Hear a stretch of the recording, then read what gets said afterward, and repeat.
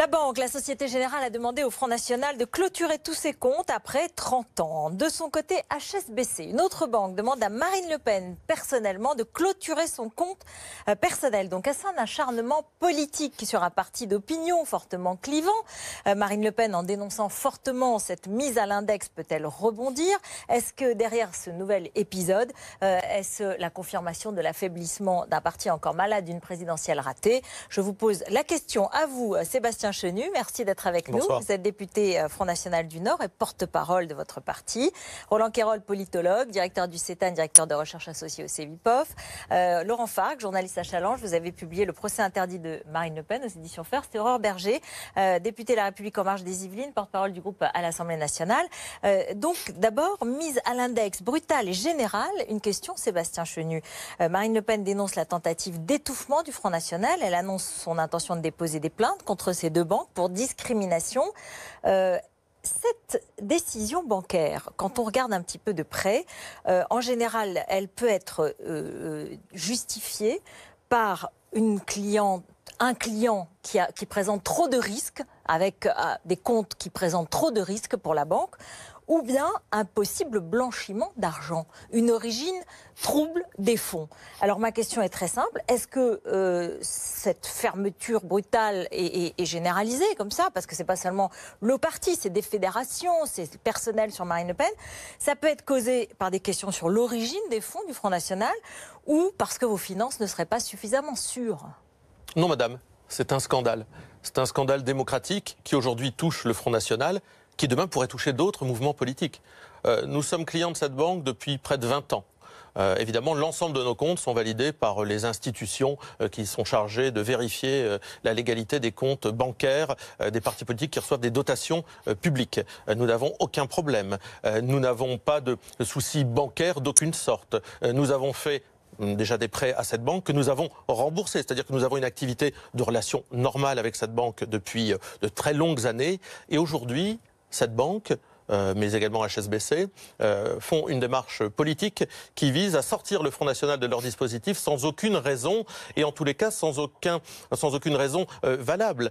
J'ajoute que Marine Le Pen a levé le secret bancaire, car on nous oppose le secret bancaire. La banque nous dit, mais on ne peut pas... Eh bien, Marine Le Pen l'a levé. Vous pouvez tout regarder, tout voir, tout est sur la table. Et puis, elle a levé le secret bancaire sur ses comptes, sur les comptes généraux. Et puis, vous avez parlé, madame, de blanchiment. Non, attention, je pose la question, hein. Attention, s'il y avait une suspicion telle, Tracfin aurait été saisi depuis bien longtemps et immédiatement. Ça fait 20 ans que nous sommes clients de cette banque. Aucun problème de cette sorte. Non, c'est une persécution politique qui vise à mettre à genoux le principal parti d'opposition. Peut-être votre réaction, Laurent Fargue, qui a enquêté, et vous qui êtes journaliste à Challenge, sur les raisons des banques d'agir ainsi? Ouais, je crois que la stratégie de victimisation au sein du Front National, c'est aussi vieux que Jean-Marie Le Pen. Finalement, Jean-Marie Le Pen, pendant la campagne présidentielle, on se souvient, faisait toujours monter la sauce autour de la course aux 500 parrainages. Durant cette dernière campagne, Marine Le Pen nous a dit qu'elle était la victime des méchants policiers, des méchants juges. Là, cette fois-ci, ce sont les méchants banquiers. Donc, il y a une espèce de stratégie de la part du Front National qui est totalement évidente sur ces affaires. Là, en l'occurrence, on ne sait que ce que le Front National veut bien nous montrer. Donc on ne sait pas ce qui est réellement les comptes. Il faut peut-être que ce soit plus clair. Voilà, on ne sait pas pourquoi la Société Générale a pris cette décision. C'est bien la raison pour laquelle Marine Le Pen a demandé la levée du secret bancaire. Mais enfin, les victimes ne vont pas devenir les coupables, cher monsieur. Si demain on vous ferme votre compte bancaire, Marine Le Pen ne décide pas. Je vais terminer. Le secret bancaire, c'est pas Marine Le Pen qui décide de lever le secret bancaire. Le secret bancaire, c'est de la loi. Si justement, regardez la façon dont tout ça fonctionne, vous verrez que c'est Marine Le Pen qui a proposé de lever. Non mais si demain on vous ferme vos comptes, qu'on vous empêche tout moyen de paiement et d'existence, comment faites-vous? Comment vous l'expliquez? Donc c'est bien de faire en sorte que les victimes de ce système deviennent les coupables. J'ai bien compris votre rhétorique de militant politique, c'est faire en sorte que le Front National est victime de tout cela, on nous empêche de vivre, mais finalement c'est nous les coupables. Non, les coupables ce sont les banques, c'est un système qui veut nous faire mettre un genou à terre parce que politiquement il ne peut pas nous tuer, alors ils ont décidé d'essayer de nous faire la peau. Donc je voulais signaler que je ne suis absolument pas un militant politique, je dis simplement et je redis que dans cette affaire, on ne sait que ce que Marine Le Pen donne. On ne sait que ce que Marine Le Pen veut bien donner au Front National. Vous dites faux, l'ensemble des institutions de notre pays qui contrôlent les fonds publics d'un parti sont au courant de notre activité. Alors attendez, Sébastien Chenu, vous dites règlement de compte politique, mais écoutons Christophe Castaner aujourd'hui, porte-parole du gouvernement pour le moment encore, et qui lui dit Marine Le Pen elle a le droit à un compte en banque, donc il n'y a pas de complot politique. En tout cas, on l'écoute. J'ai dit un système. Il est normal que le Front National puisse avoir un compte bancaire et puisse avoir un bon fonctionnement de son mouvement.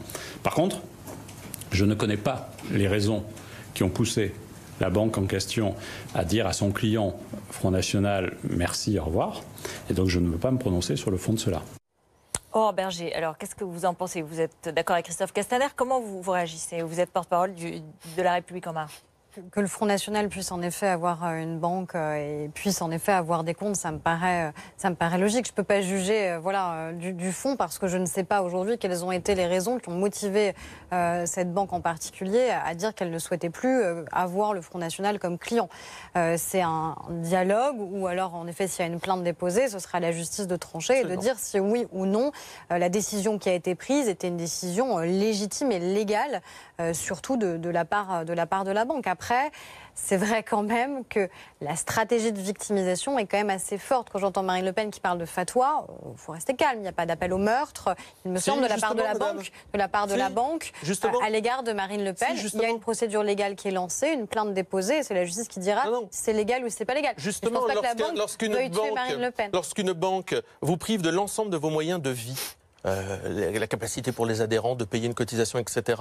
C'est qu'elle vous met à mort, c'est qu'elle vous met un genou à terre. Non, nous avons eu le même problème avec une autre banque. On laisse parler, puis je vous promets que vous allez répondre. Oui, nous sommes le premier opposant. Cette banque a décidé de se passer. Vous aimeriez être le premier opposant. Je suis pas certaine que nous sommes vous ceux le qui avons soyez. eu En le tout cas, plus vous de n'êtes voix. pas à l'Assemblée. Donc, non, mais d'accord, mais nous sommes ceux qui avons eu le plus de voix aux élections présidentielles. Donc, bon, c'est ainsi. Mais ce n'est pas un titre de gloire, c'est un fait. Et aujourd'hui, on veut nous faire reculer parce que politiquement, on n'arrive pas à nous abîmer, on veut nous faire plier à ce système bancaire. D'ailleurs, je ne dis pas que...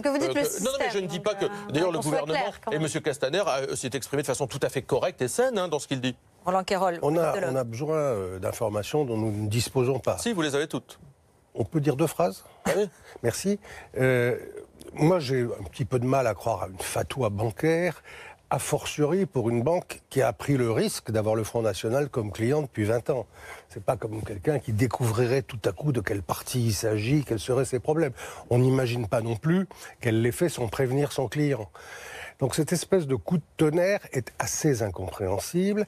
Et moi, je suis d'accord avec M. Chenu sur un point, c'est qu'on a besoin d'une information des banques. On peut comprendre qu'elle se soit d'abord retranchée derrière le secret.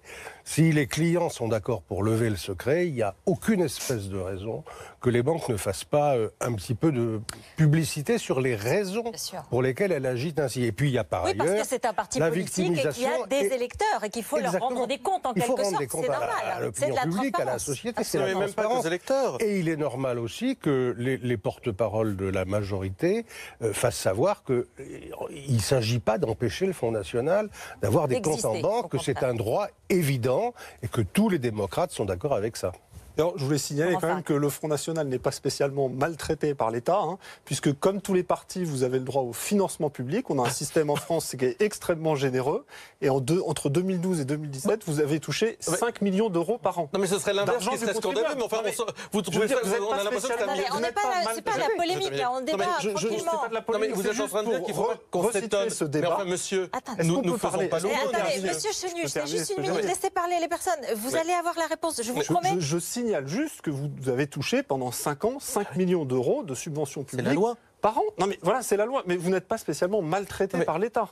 Ensuite, ce qu'il faut signaler aussi, juste pour compléter, c'est qu'il y a un certain nombre d'affaires judiciaires qui tournent autour du Front National, qui pourraient avoir des conséquences financières, puisque le Parlement européen, par exemple, vous demande de rembourser 5 millions d'euros, qu'il va y avoir au début 2018 un procès sur tout le système que vous avez mis en place de financement des campagnes électorales, où il y a eu 9 à 10 millions d'euros de subventions brassées par le Front National. Donc ça peut être des éléments pour une banque qui fragilise la situation financière du Front National. De manière très rationnelle. Alors, trois choses. D'abord, nous bénéficions d'une loi votée par d'autres. La dotation de l'État, c'est pas nous qui l'avons votée. Vous semblez dire, vous bénéficiez. Nous bénéficions de la même chose. Encore heureux. Nous faisons 11 millions d'électeurs, nous sommes face à M. Macron au second tour de l'élection présidentielle. Vous voudriez qu'on ne bénéficie pas des mêmes lois que les autres? Bon, alors il n'y a pas de quoi s'en étonner, c'est la réalité. La deuxième chose, il y a une présomption d'innocence dans ce que vous êtes tout en train de raconter. Il y a des procès à peu près pour tous les partis politiques, vous savez, dans ce pays et dans différents domaines. Pas de ce niveau-là, non, et dans différents domaines. Donc je vous rappelle la présomption d'innocence.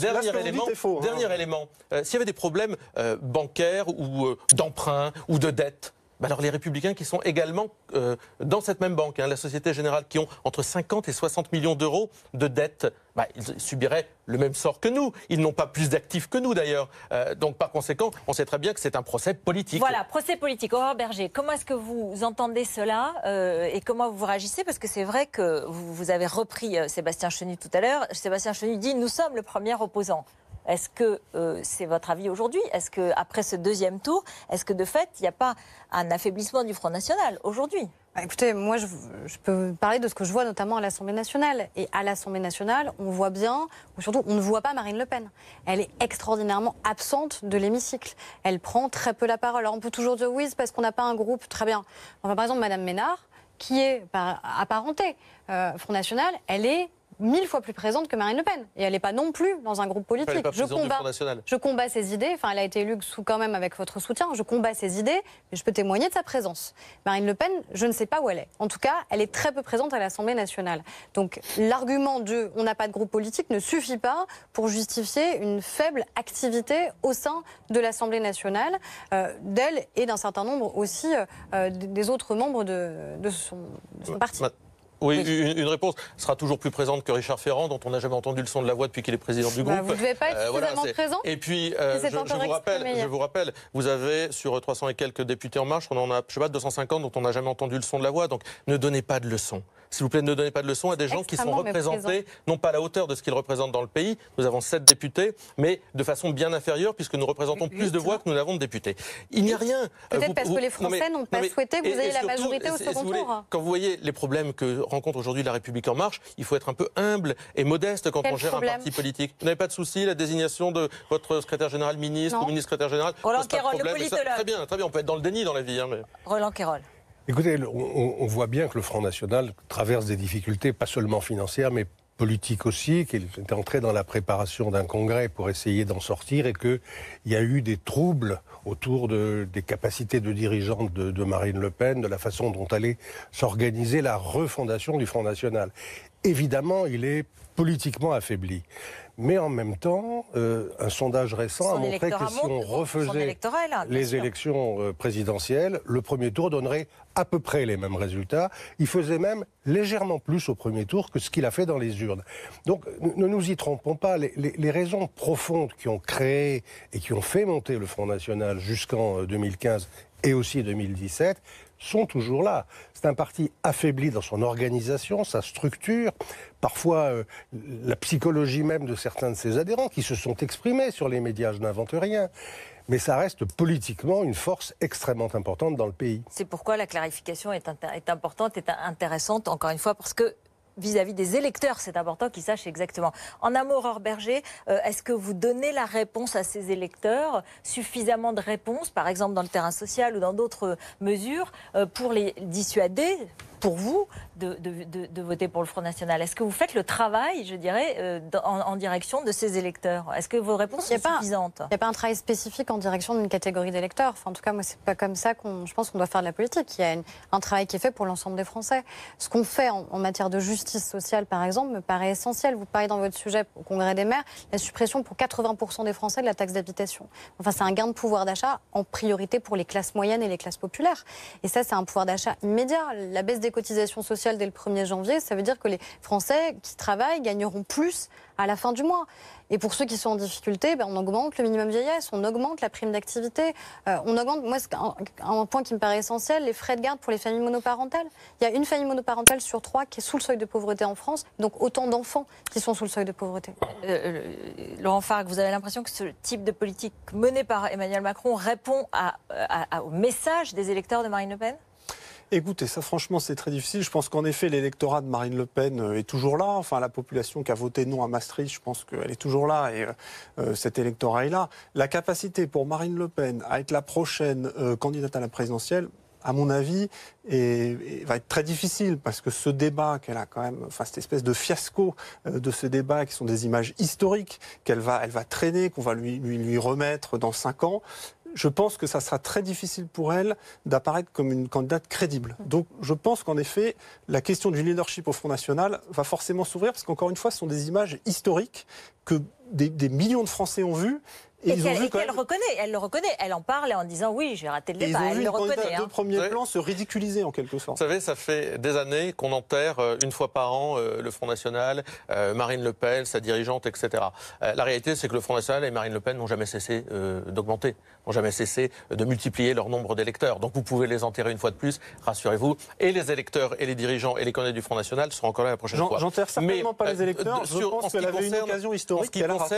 En ce qui concerne la vision politique d'Emmanuel Macron, moi je ne lui fais pas le reproche de son programme. Je crois qu'Emmanuel Macron assume ses engagements qui sont pour moi des engagements de déconstruction de notre pays. Donc c'est toute la différence. C'est-à-dire que Emmanuel Macron est fasciné par un modèle européen. Pas nous. Nous pensons que la nation peut permettre encore de conquérir le monde et que ça vaut quelque chose. Emmanuel Macron tape les gens qui sont en difficulté. La hausse du forfait hospitalier, la baisse des APL, ça touche les Français les plus en difficulté. Eh bien nous considérons que l'État doit protéger ces Français-là. Donc nous sommes sur 2 schémas très différents. Et finalement, entre le schéma d'Emmanuel Macron et le nôtre, il n'y a pas grand-chose. Un dernier mot, c'est en un mot. Moi, je crois que les comptes, pas les comptes bancaires, j'en sais rien, mais les comptes politiques, ils se solderont en fonction du bilan à la fin du mandat d'Emmanuel Macron. Même avant, aux différentes élections intermédiaires aussi. Oui, enfin, il y aura la dévolution du pouvoir, elle se fait quand même à la fin du mandat. Et où Macron et sa majorité ont réussi leur coup, et je ne vois pas qui d'autre pourrait leur succéder. Ou alors, en effet, je crois que la voie sera plus ouverte encore pour le Front National. Merci beaucoup, merci à tous les 4, merci d'être venus sur notre plateau. Restez avec nous dans un instant, c'est Jean-Michel Blanquer. Nous serons en direct avec lui, le ministre de l'Éducation nationale qui a porté plainte pour diffamation contre Sud Éducation de Seine-Saint-Denis, ce syndicat qui proposait d'analyser au cours d'un stage en Seine-Saint-Denis le racisme d'État dans la société et dans l'éducation nationale. A tout de suite.